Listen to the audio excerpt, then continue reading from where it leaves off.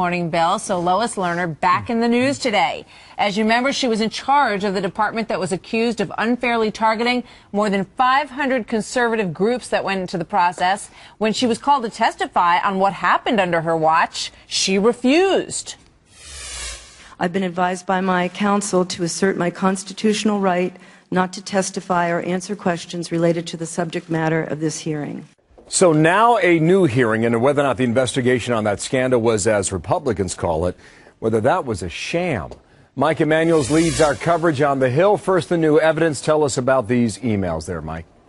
Well, Bill, let's take a look at a Thursday, June 14th, 2012 email where Lois Lerner, the woman at the center of this investigation looking into the IRS targeting of conservative groups, is CC'd on this email. It says potential regulations for dealing with 501c4 groups were being discussed off-plan, meaning not to be published on the public schedule. The regulations were released last November that some lawmakers say would shut down conservative groups. The House Ways and Means Committee released the email proving, in their words, that these new rules were in the works for years.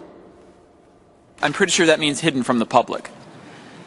And would you agree that if Treasury and the IRS had fabricated the rationale for a rule change, it would tend to raise questions about the integrity of the rulemaking process?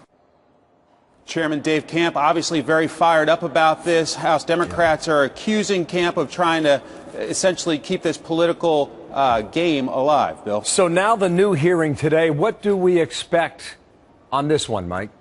Well, this one's the House Oversight Committee chaired by Darrell Issa. They're hoping to hear from Barbara Bosserman, who is an Obama political donor. She gave $6,750 to the Obama campaign, and now she's leading the Justice Department investigation into the IRS targeting of conservative groups.